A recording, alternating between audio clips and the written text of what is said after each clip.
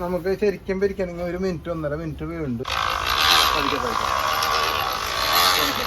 ഒരു ഡ്രം രണ്ടാക്കിയതാണോ?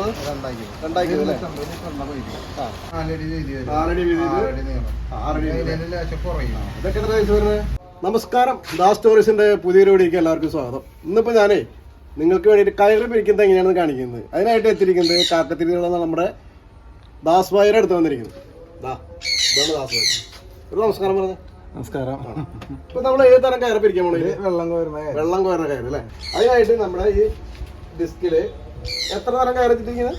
ഇതിപ്പോ ഒരു എണ്ണത്തില് 2 അങ്ങനെ 2 വെച്ചിട്ട് 8 എണ്ണായി അല്ലേ? ഇതിപ്പോ ഇടക്കയറ് അല്ലേ? ഇത് പാളയ്ക്ക് ഉപയോഗിച്ചിരുന്നത്. അതാണ് പാളം കയറുന്നത്. അപ്പൊ ഇവിടുന്ന് നമ്മുടെ തുടക്കം. ഇവിടുന്ന് നമ്മൾ ഈ സാധനം തിരിച്ചിട്ട് അറ്റം വരെ എത്തിക്കും അല്ലേ? ഏകദേശം എത്ര നീട്ടേണ്ടത്? ഇതിപ്പോ നമ്മ പാർട്ടികൾ പറഞ്ഞ കാര്യം കോലനുസരിച്ച്. അല്ല, നമ്മുടെ കടകളിലൊക്കെ എത്ര നീളം വരുന്നത്? ഇതിപ്പോ ഒരു അടിക്കണക്കോ കോല് കണക്കോ? കോല് കണക്ക് ഏകദേശം എത്ര ഉണ്ടാവും? 30 കോല് വരെയുള്ളതൊക്കെ 30 കോല് വരെ ഉണ്ടാവും അല്ലേ? 4 കയറ്. അതായത് മുടിക്കയറ് കൂട്ടിയിട്ടുള്ള 4 കയറ് അല്ലേ? ഇതില് 4 കൂടി ഇപ്പൊ ഒരു സെറ്റായിട്ട് മാറും അല്ലേ? ഒരു കയറായിട്ട് മാറും.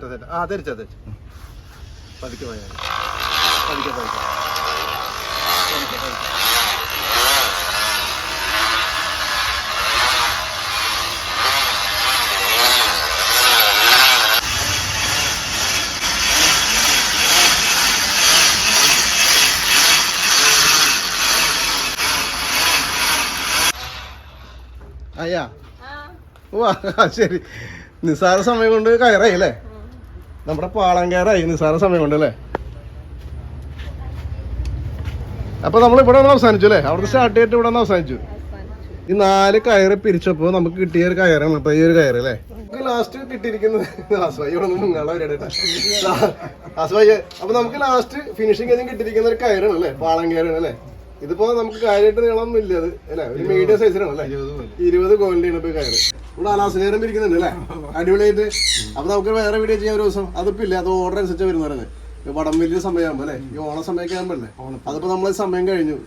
ഇനിയിപ്പോ കന്നിമാസത്തിൽ വരും. അപ്പൊ നമുക്ക് എന്തായാലും തീർച്ചയായിട്ടും ദാസ്ഭായി നമുക്ക് വേണ്ടിയിട്ട് നിങ്ങൾക്ക് വേണ്ടിയിട്ട് ഒരു വീഡിയോ വടം വലിയ കാണിച്ചു തരും. അപ്പൊ വടം വലിയല്ല, സോറി, വടം വലിക്കുന്ന കയറ് പിരിക്കുന്ന ഒരു വീഡിയോ അല്ലേ? അത് കാണിച്ചു തരും.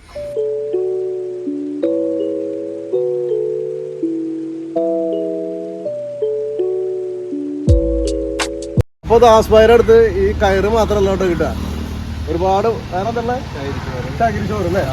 ചാണപ്പൊടി, ആട്ടുമാട്ടത്തിൻ്റെ പൊടി, അൽഫാമിൻ്റെ കരി, ഓർച്ചിഡ് കരി, നെല്ലുപൊടി, വേപ്പിണ്ണാക്ക്, അപ്പമായം. അതായത് ഒരു കൃഷിക്ക് വേണ്ടതായ എല്ലാവിധ ഇൻഗ്രീഡിയൻസ്. ഒരു ഡ്രം രണ്ടാക്കിയതാണോ? രണ്ടാക്കിയത് അല്ലേ? 250 പകുതി അല്ലേ? പകുതി വരുന്നത് 400 രൂപ പീസ്. 400 രൂപ ഒരു പീസിന് അല്ലേ? പിന്നെ ഇതിന്റെ ബ്ലാക്ക് ഉണ്ടായിരുന്നു, അത് 200 രൂപ ടാറിങ്ങിന്റെ. ഇതിന്റെ നല്ല കണണ്ട് കേട്ടാ. ഇത് നമുക്ക് പ്ലാന്റുകൾ വെക്കാനായിട്ടല്ലേ? പ്ലാന്റ് വെക്കുമ്പോ ഇതിന് വെള്ളം ഒഴിക്കുമ്പോ കെട്ടി നിൽക്കില്ലേ? അപ്പൊ ഇങ്ങനെ വെക്കണമെന്നുണ്ടെങ്കിൽ ഈ സൈഡിലേ 4 ഹോളിടാം. എല്ലാം കമ്പി ഒഴിപ്പിച്ച് വെച്ച് കൊടുത്താൽ ശരി. അപ്പൊ നമുക്ക് ഒഴിക്കുന്ന വെള്ളം വേസ്റ്റ് വരുന്ന കൈ കൂടെ പോകും അല്ലേ? പിന്നെ അതല്ലെങ്കിൽ മൂടിയില്ലേ, അതിന്റെ ഉള്ളിൽ മൂടുക. ഇത് ലൂസ് ചെയ്തിട്ട് ഈ മൂടിയ ലൂസ് ചെയ്തിട്ട് അതില്ലേ? അപ്പൊ ചെറുതായിട്ട് ഡ്രോപ്പ് ആയിട്ട് ഉള്ളിൽ കൂടെ പൊക്കോളൂ അല്ലേ?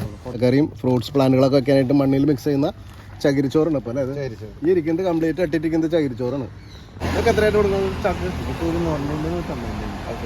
രൂപ 150 രൂപ അല്ലേ? ഈ വലിയ ചാക്ക് എത്ര? അത് 200 രൂപ. അപ്പൊ ഞാൻ ഇവിടുന്ന് പല തവണ കൊണ്ടുപോയിട്ടുണ്ട് ചകിരിച്ചോറും അതുപോലെ തന്നെ വളങ്ങളൊക്കെ ആയിട്ട്. ഞാൻ ഇവിടെ തന്നെ വാങ്ങിക്കാറ്. കാരണം നമ്മൾ എവിടെ ലാഭം കിട്ടും 10 രൂപ വെച്ചിട്ട് അവിടെ തേടി പോയല്ലോ.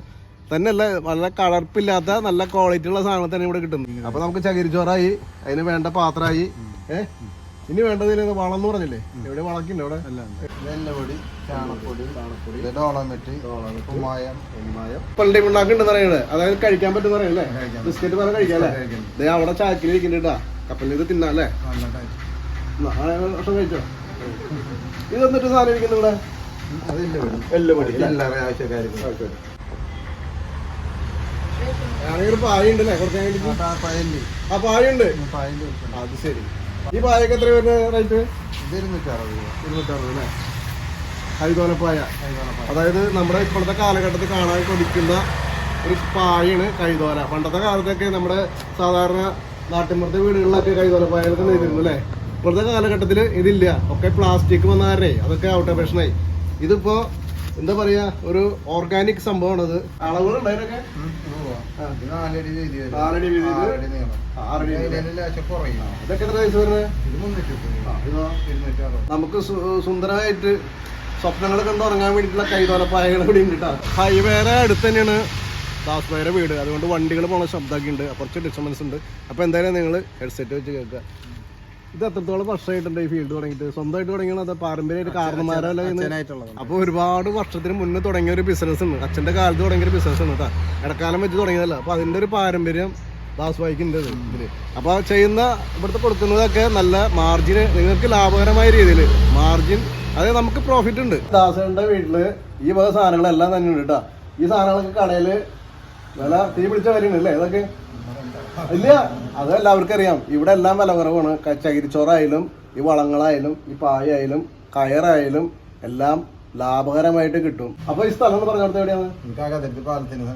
കാക്കതിരുത്തി പാലം കയറുമ്പോ, അതായത് നമ്മൾ ഇരിഞ്ഞാലക്കുടന്ന് വരുമ്പോ 3 മണിയൊക്കെ കഴിഞ്ഞിട്ട് അല്ലേ, 3 മണിക്ക് പോണ വഴിക്ക് പാലത്തിന് സമീപം ആളുടെ തൊട്ട് അടുത്തുണ്ട് ഈ വീട്. ആ വീട്ടിൽ തന്നെയാണ് ഈ സാധനങ്ങളൊക്കെ വെക്കുന്നത്. അപ്പൊ വീട്ടില് നിങ്ങൾ 2 പേരുണ്ടാവും അല്ലേ? ആരെങ്കിലും ഒക്കെ ഒരാളുണ്ടാവും, 2 ആളുണ്ടാവും. അപ്പൊ വേറെ ഇതൊന്നും ഇല്ല. അപ്പൊ നിങ്ങൾ വരിക, ഇതൊക്കെ വാങ്ങിക്കുക അല്ലേ? അപ്പൊ ഒരു ബായ് പറഞ്ഞോ. ഓക്കെ.